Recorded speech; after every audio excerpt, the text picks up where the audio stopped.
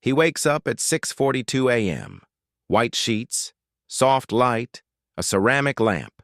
The apartment smells of eucalyptus. He films the moment. He posts. At 7:15 a.m., he is holding a $12 coffee. At 8 a.m., he is in a job that barely keeps this painting alive. From the outside, his life looks like a quiet victory. Inside his bank account, there is nothing. No savings, no assets, no way. Just a credit card balance that grows a little bit every month. And a silence about which he does not speak. He is not lazy. He is not reckless. It is something that ancient words cannot describe. This is the strangest generation in modern America. They seem successful. They feel trapped. They post ostentation. They live in scarcity. They optimize everything: skin, sleep, lighting, protein. But when you ask them privately, almost none of them believe the future will be better. Credit card balances in the United States just hit $1.28 trillion. Nearly half of Gen Z and millennials say they don't feel financially secure. More than 80% say money is a constant source of stress. Something is broken, but it's not them. Before we delve deeper, if this type of conversation interests you, subscribe to the channel. We talk about money, but also about what money does to the mind. Stay with me. This subject will touch on sensitive points. The old story is simple. Young people spend too much. Lots of coffee, lots of takeout food, many signatures. Experts go on television. They shake their heads. They want everything now, they say. They don't have discipline. But this story is wrong. It is not wrong because young people are perfect. It is wrong because it does not explain anything. It doesn't explain why someone with 2 jobs still can't save. It does not explain why rent consumes 60% of the salary. It does not explain why a generation raised in the rush of everyday life feels permanently backward. The truth is more complex. They are not buying luxury.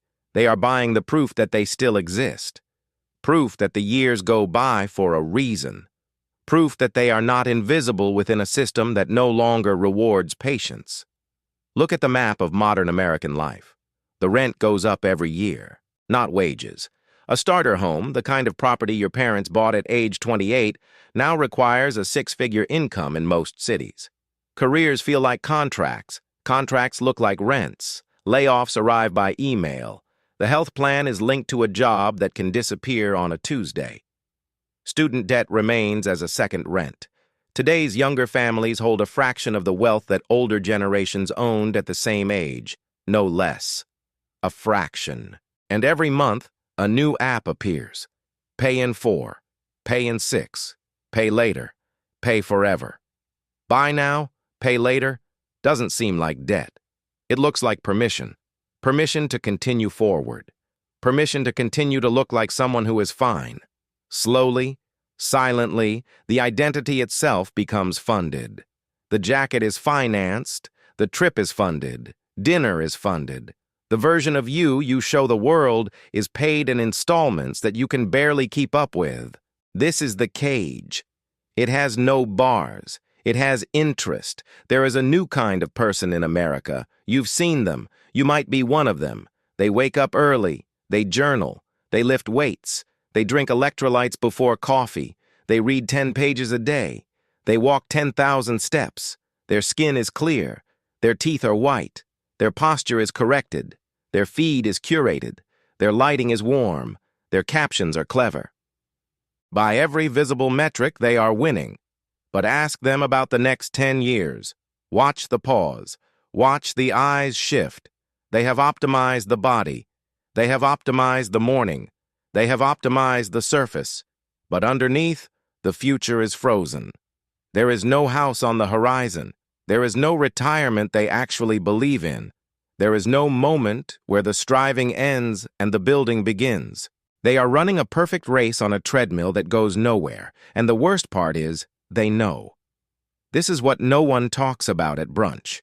The quiet break between how things look and how they feel. A generation that learned to perform stability before they ever felt it. A generation that mastered the aesthetic of an adult life they were never given the tools to build. The apartment is rented. The car is leased. The furniture is financed. The vacation is on a payment plan. Even the gym membership renews automatically, like a small confession. Nothing is owned. Everything is maintained. Maintenance becomes the whole personality. Economists have a clean word for this. They call it present bias. When the future feels uncertain, the brain stops investing in it. It collapses the timeline. It shrinks the horizon. It says, take what you can hold today. This is not weakness. This is how the human mind protects itself from a future it cannot picture. If you can't see yourself owning a home, you stop saving for one. If you can't see yourself retiring, you stop contributing to a 401k you don't believe will matter. If you can't see yourself getting ahead, you stop refusing small pleasures that make today survivable. The $12 matcha is not the problem. The $12 matcha is the symptom of a brain that has quietly given up on the year 2045. This is why budgeting advice fails. You cannot budget your way out of a meaning problem, so people reach for the only currency still available: image. If you can't buy a house, you buy the aesthetics of having one. If you can't build wealth, you build a lifestyle that suggests it. If you can't control the future, you control the frame. The frame becomes the achievement. The photo becomes the proof. The post becomes the receipt. And every receipt costs a little more than the last one. A new chair, a new trip, a new restaurant. Not because the chair matters, because the chair says, I am still here. I am still moving. I have not been left behind. This is not vanity. This is grief, wearing better clothes. Look at the numbers without flinching. $1.28 trillion in credit card debt. 48% of young adults financially insecure. 80% reporting chronic financial stress. A generation holding a fraction of the wealth their parents had at the same age. These are not statistics about bad choices. These are statistics about a system that stopped delivering on its oldest promise. Work hard. Wait. You'll get there. The waiting is still happening. The getting there is not. If any of this is landing, leave a single word in the comments. Just one. The word that describes how your money actually feels right now. Not how it looks, how it feels. And if this video is saying something you've been thinking quietly, hit like. It helps more people find it. Here is the sentence the whole video has been walking toward. When the future feels unreachable, appearance becomes the substitute for progress. Read it again, slowly. When the future feels unreachable, appearance becomes the substitute for progress. This is the engine. This is why a generation that looks polished feels hollow. This is why people earning 6 figures still feel poor. This is why no amount of optimization fixes the ache underneath. Because optimization is not progress. Optimization is what you do when progress is no longer available. You polish what you have because you cannot grow what you have. You decorate the cell because you cannot leave the cell. And the cruelest part is, the polishing works. For a moment, for a photo, for a Sunday afternoon, and then Monday comes back, and the bill comes back, and the silence comes back. The danger is not bankruptcy. Bankruptcy is loud. Bankruptcy has paperwork. The real danger is quieter. It's the sentence that moves into your head and never leaves. I'll never own anything anyway. I'll never retire anyway. I'll always be in debt anyway. So I might as well enjoy this now. That sentence is not laziness. That sentence is surrender wearing the costume of freedom. It feels like a decision. It is actually an exit from the future, an exit from the version of yourself who still believed things could change. Once that sentence settles in, money stops being a tool. Money becomes anesthesia. You stop spending to build. You start spending to forget. And the spending feels good. Until it doesn't. Until the apartment is still rented, the card is still maxed, the years are still moving. And the person in the mirror is still waiting for a life that never quite arrives. There is a price for looking fine when you are not. It's not just financial, it's psychic.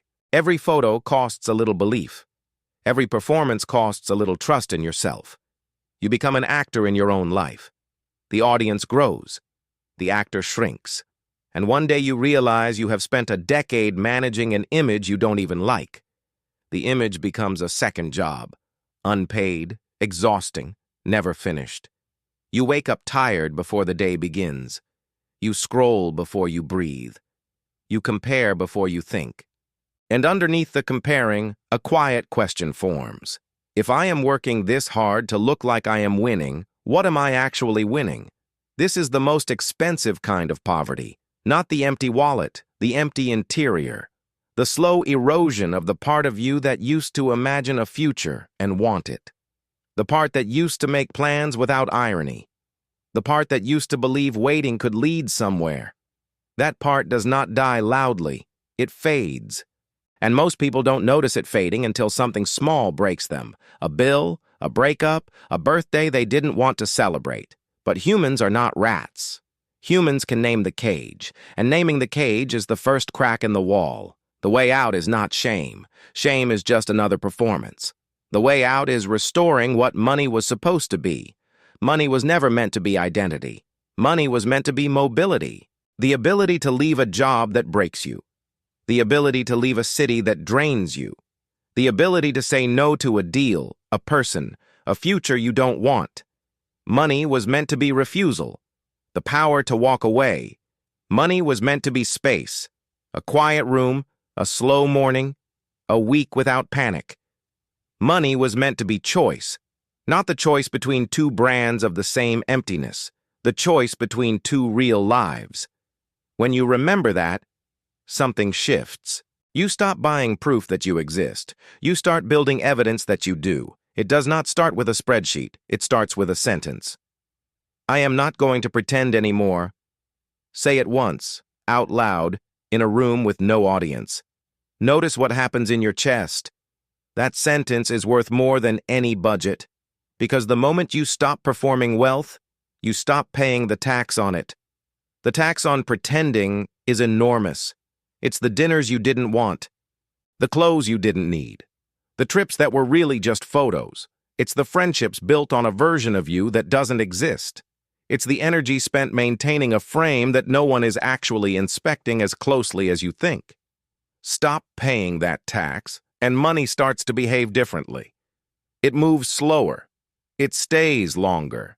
It begins to compound.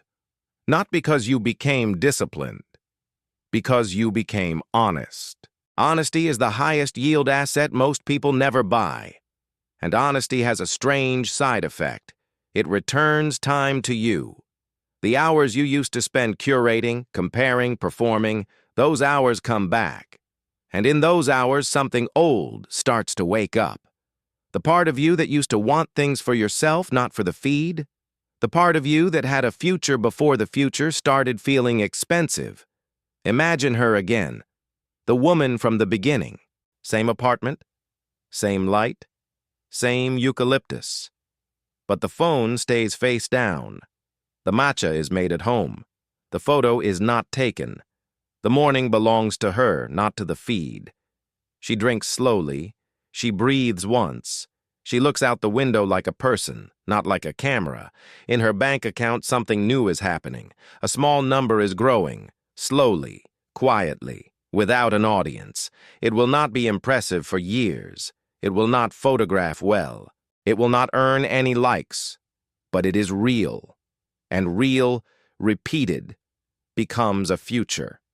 That number is not just money. It's belief, converted into digits. It's the quiet return of a woman who stopped performing her life and started living it. This generation is not broken. This generation is mislabeled. They were called entitled when they were exhausted. They were called shallow when they were grieving. They were called bad with money when the math had quietly stopped working. The way out is not a new app. The way out is a new relationship with the future. A willingness to believe, even cautiously, that the years ahead are still yours to shape. Not perfectly, not quickly, but really. You don't need to look successful. You need to be free. And those two things have almost nothing to do with each other. So here is the sentence to take with you. The most dangerous kind of poverty is not looking poor. It is looking well while silently losing the belief that your future can still change. Read it again, in your own voice. The most dangerous kind of poverty is not looking poor. It is looking well while silently losing the belief that your future can still change. If that sentence touched something in you, that something is still alive. And anything still alive can still grow.